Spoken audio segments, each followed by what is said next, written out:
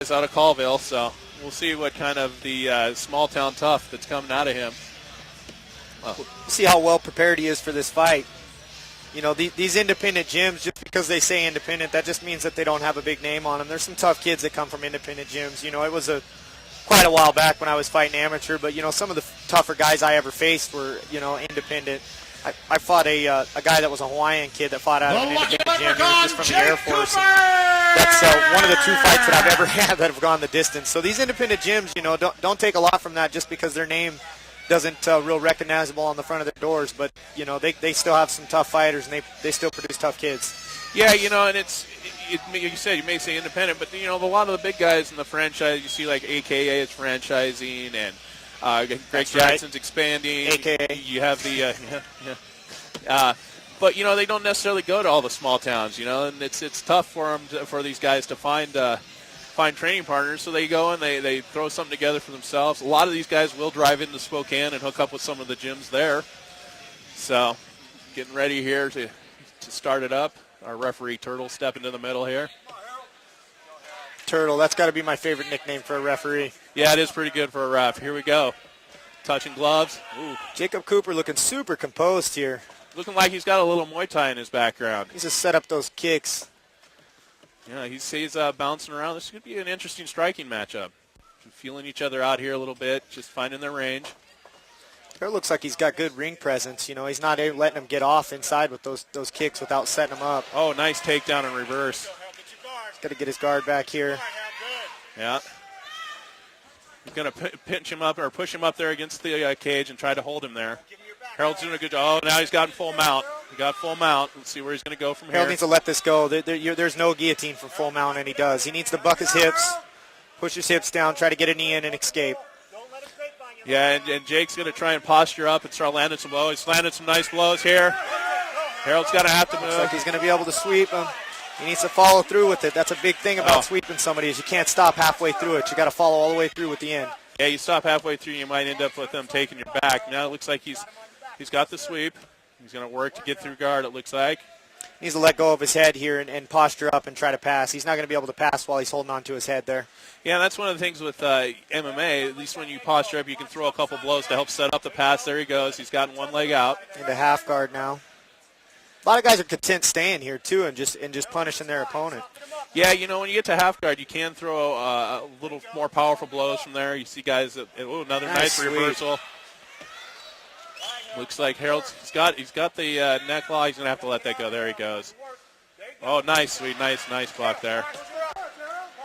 Looks like what started out to be looked like it was going to be a stand-up fight is going to spend a little time on the ground here. See if Harold can to posture up here and drop some blows. Looks like they're. Jake doing good, kind of controlling his posture, not allowing him to sit up tall right there. He needs to back wind his left arm and try to really posture up here to create some space so he can drop some decent shots. Yeah, Jake, he's got looking for a high guard here. Open guard there. It's time for him to pass. Yeah, he looked like he had an opening to get out of there. It looked like maybe he was going to try for a submission there. But I like to see Harold start throwing some blows here. There he goes. Yeah, there he is. That body head. Soften him up, set him up. Cooper setting up the triangle here. You see him sneaking in that left knee. Now both knees in. Yeah, he's looking. He looked like he wanted to go for it a little earlier. Now he's waiting for his opening. He needs to put his head into the fence here. Get his feet away from the cage. Yeah. That's one of the things you see when they're on the ground. It may not look like they're doing something. There he is, set up the triangle. Looking for that right there. He's real close. Nice setup. What he needs to do here is reach up and grab his own shin and create the angle there for the finish. Looks like 15 seconds left. He's got to hurry up and finish this short time. Yeah, he's real close. Harold's doing a good job of keeping his arm free. There we go. Well, saved by the bell there. That was a good round. Started out, looked like we were going to have some a stand-up battle, ends up on the ground. Some real good transitions by both fighters there. Heard Willie going for the takedown, but ended up getting reversed. You know, that one's a toss-up for me on who won the round. Neither fighter did any damage. Jacob Cooper coming out and throwing some kicks at the beginning of the round, but it didn't really look like they landed. Yeah, I'd have to agree with you. It's kind of a toss-up there, so let's see how they come out here in this round. Should be good. We got Harold right above us here. His corner man's letting him know what he's doing. Looks pretty calm and composed. Doesn't seem to be too gassed. Looks like he's got good wind on him. This is the second time we've got the red man or the red corner man in the cage, and the blue corner man outside, just talking to him through the cage. You need to be in there icing up your fighter, giving him some sound advice, and getting him some water. Yeah, and I think getting that up close, making sure that he's ready to go back out there. Build his confidence back up if he's a little loose or whatever. And look, he's giving the instructions there. And I like the way Harold's looking right now. He's looking real relaxed, like he's been here before. He does have a 4-0 record, so let's see where he comes from here. But then again, Jake Cooper's got 4 more fights on his record here, so a little more experience. And we'll get this started out here for the second round as Turtle's going to bring him to the center here. Jake Cooper looks super composed. He doesn't even look like he's broken a sweat out there, so he looks like he's got decent cardio going on. Yeah, this could be a barn burner. There we go. No touching of the gloves. Nice catch of the kick there, yeah. Now back to the ground, the center of the cage here. Got a little more room to move than when they were pinned up against it. Nice body shots there. Harold's sitting in that half guard, and he's going to be content to just sit there and drop some body blows there for a while, it looks like. Jake trying to sneak in his left knee, but he doesn't really have anything there from half guard. What he needs to do is he needs to get that, his right knee. He needs to get that left knee back underneath of him and retain full guard or try to at least stand up. Half guard's pretty loose. Yeah, and see from Harold, he's still doing the body. See where they go from here. Oh, he's going for, what's he going for, a rubber guard here? It's a form of rubber guard. Now that he has full guard again, okay, now he's going for rubber guard. When you have that butterfly hook, you can't. There's no technique where there's rubber guard from half guard. Yeah. So that's kind of a little bit of inexperience on Jake Cooper's part, but we'll see where he's able to do with it. Yeah, being not too flexible, rubber guard's not something I'm real familiar with myself. So it's not something that really works that well in MMA. Oh. I don't think that it's very effective either way. Harold's got a chance to take his back here. He can stay on him. He needs to get his hooks in. He's too high. He needs to get those hooks in order to maintain back control, or Jake Cooper's just going to shake him off the top. Yeah, Jake looks like he's just rolling forward here at any time. Doing a good job. Up, there we are. A little scramble. Looks like back to side control. Jake's real composed here, even though he's on the bottom. He's keeping calm. Looks like he's got some jiu-jitsu in his background. Nice knee to the body, however, that's illegal in these amateur fights. Yeah, you hear the referee warn him on that one. See if it happens again, they might take a point, but we've got a good referee here. He'll put a stop if that happens again. And he's just kind of looks like he's going to maybe try to go for the, nope. He's going to do some hammer fists to the ear. There we go. He needs to shrimp, get his knees back inside, and maintain his guard. There he goes. Back to full guard. There it is. One butterfly hook, one guard hook on the outside. Jake seems like he's content to try to stay on the bottom, fight off his back, and look for a submission from guard. For one to be in guard, he's up until, sets up the triangle now. We'll see. Just like at the end of the nice pass guard.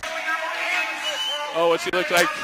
He looks like he's just kind of hanging on there now. He needs to let go of his head. He's not doing anything from here on the bottom. All you're doing is holding your opponent's weight on top of you here by holding on to his head. Yeah, and Harold there, he's able to easily transition into the mount. Yeah, and if he can posture up here, he can start letting, there we go. Loosen him up. Nice job. He keeps doing that body. He's going to loosen him up and be able to posture up. See if he's got enough time in the round yet here to do that. Trying to oompa now, and he's able to get the sweep. Yeah, nice oompa sweep there. And he's back in another good round. I'm thinking that maybe Harold gets a little bit of the nod there from being on top, but at the same time, Jake stayed active on his back, going for submissions over and over. It just depends on how the judges saw it. We're watching the fight in its entirety. They're watching it to see, who did more damage, who was more willing to end the fight, and, who obtained more control. Harold did get the takedown there, but, Jake went for two valiant efforts at a triangle, so we'll just have to see how the judges score it. Yeah, that's been one of those questions going back to the early days of judging in MMA. Is it the guy that's on his back that's active, or is it the guy that's on top that put him on his back that's going to score the points? And it really is up to the judge's discretion at that point. The good thing about this event here that we have today is we've got a couple of really, really solid veteran judges here. We've got Tony Lewis and Colby Kingsbury, who both have been very active. They've been judging in the MMA community in North Idaho and Spokane for as long as I've been here fighting. They've judged several of my fights, and they're very aware of what's going on. So, I've seen very few bad calls on their behalf on the judges' parts. That's good. The thing is, though, in MMA, you really just don't want to let it go to the judges. That's Absolutely not. You want to finish. You leave it in the judges' hands, and you got no one to blame but yourself. Depends on, if you're the losing fighter, then you blame the judge. Yeah, exactly.